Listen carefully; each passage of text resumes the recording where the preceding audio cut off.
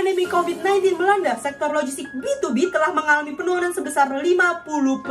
Menurunnya sektor logistik B2B tersebut memberikan sentimen buruk bagi perusahaan X yang menghambat pertumbuhannya di era new normal ini. Berdasarkan analisis Intellitionship Diagram, terdapat 5 akar masalah utama penghambat pertumbuhan perusahaan X, yaitu 1. Terikatnya logistik B2B pada ekosistem retail brick and mortar.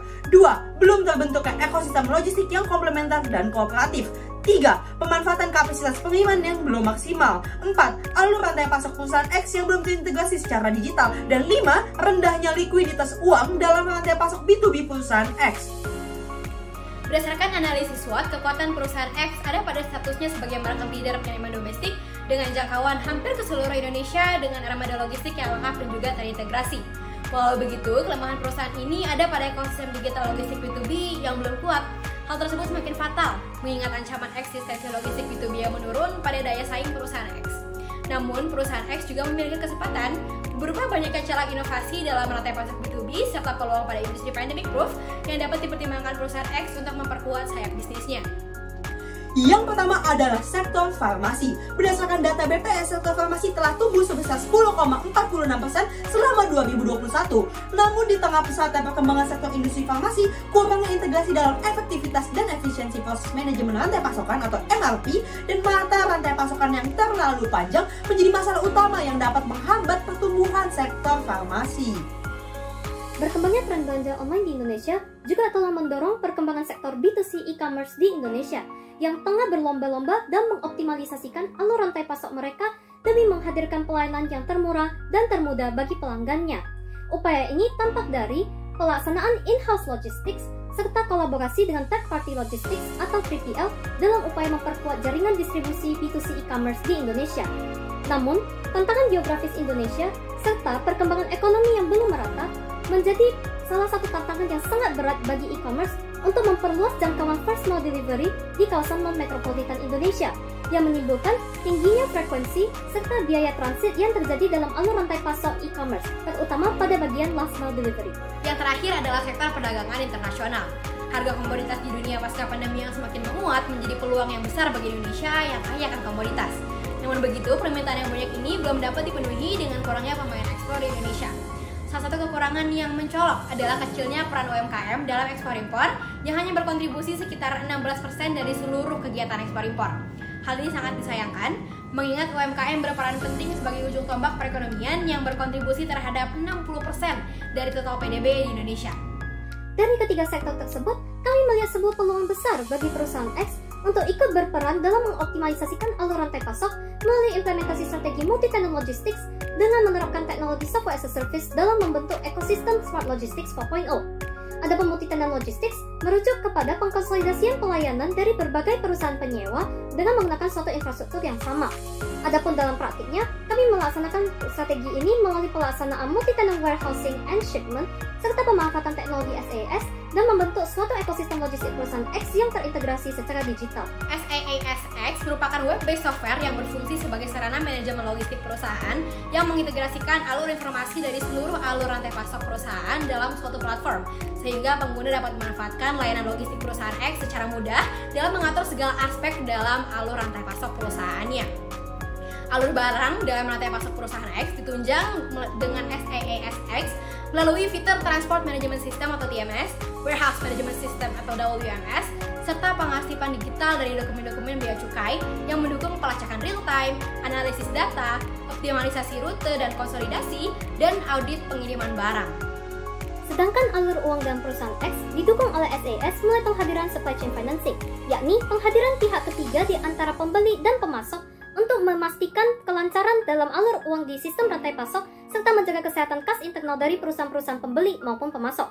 Adapun dalam penggunaannya, SaaS berperan sangat penting dalam membentuk ekosistem logistik perusahaan X yang komplementer dan kooperatif, sehingga dapat membangun kekuatan perusahaan X untuk bersaing dan beradaptasi di era new normal. Dalam integrasi kami pada sektor farmasi, kami melakukan pengoptimalisasian rantai pasok B2B melalui multi-tenant warehousing dan juga freight consolidation across manufacturers. Penerapan cold chain sistem logistik juga akan menjadi salah satu kekuatan utama kami dalam meraup pasar sektor farmasi. Penerapan multi-tenant logistik ini akan mengefisiensikan berbagai pengeluaran operasional, penyimpanan, dan juga biaya regulasi. Melalui sistem SaaS yang terintegrasi pada strategi multi-channel logistik, customer dapat mengakses ke teknologi yang diperlukan untuk mengoptimalisasikan rantai pasok mereka. Integrasi dalam sektor e-commerce dilakukan melalui pemanfaatan multi-channel warehousing and shipment, serta dengan pemanfaatan kekuatan logistik perusahaan X yang luas, beragam, dan terintegrasi. Adapun hal ini dilaksanakan melalui penyediaan jasa warehousing dan jasa first and middle mile delivery yang diletakkan pada lokasi-lokasi strategis di Indonesia untuk mempersingkat jalur transit kepada last mile hub yang dimiliki oleh e-commerce maupun 3PL. Adapun pelaksanaan strategi ini didukung dengan penggunaan fitur seperti warehouse management system, transport management system, dan supply chain financing untuk memudahkan perusahaan untuk melacak segala proses dalam alur rantai pasok secara real time. Integrasi kegiatan ekspor impor dalam perusahaan X pada SaaS dilakukan dengan membuka layanan fulfillment dan logistik khusus perdagangan internasional. Layanan fulfillment mencakup warehousing, inventory management, order management, custom clearance, packing and delivery, sedangkan layanan logistik meliputi cek ongkos kirim, booking pengiriman, dan juga real-time tracking. Adapun layanan warehousing yang ditawarkan dalam konteks ini adalah multi-tenant warehousing, di mana ini dapat memudahkan pelaku UMKM untuk ekspor dalam jumlah kecil. Selanjutnya, kami pun menyadari bahwa tetap adanya kemungkinan untuk dapat terjadinya sebuah risiko. Oleh sebab itu, kami juga telah menganalisa risiko-risiko yang dapat terjadi beserta langkah-langkah mitigasinya. Dari pemaparan yang telah kami sampaikan, kami, JJP Consulting, yakin bahwa perusahaan X dapat memaksimalkan kekuatannya dan bersaing di era new normal dengan menggunakan strategi multi-logistik melalui penerapan teknologi SaaS dalam pembangunan ekosistem logistik perusahaan X yang komplementer dan kooperatif dalam menyokong perkembangan pada sektor farmasi, e-commerce, dan juga ekspor impor di Indonesia serta mendukung penerapan Smart Logistic 4.0 di Indonesia. Last but not least, we're ready to digitalize. Are you?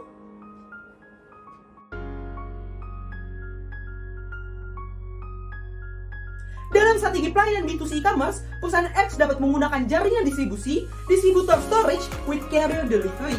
Pada model jaringan distribusi ini, penyimpanan barang tidak dilakukan oleh produsen manufaktur di perusahaan mereka, tetapi dilakukan oleh distributor ataupun retailer.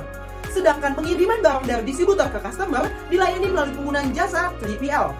Melalui tabel perbandingan kinerja pada desain jaringan distribusi dan tabel faktor variasi produk dan karakteristik pelanggan, kami menyimpulkan bahwa jaringan distribusi distributor storage with carrier delivery memiliki keunggulan utama dalam faktor kecepatan respon, jumlah variasi, biaya transportasi dan inventory, serta kepastian waktu pengiriman barang yang dibutuhkan dalam pasar B2C e-commerce.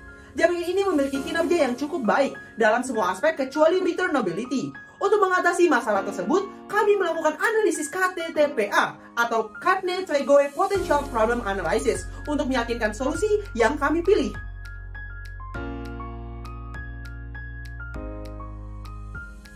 Menurut kami, perusahaan X perlu untuk bermitra dalam jaringan distribusi.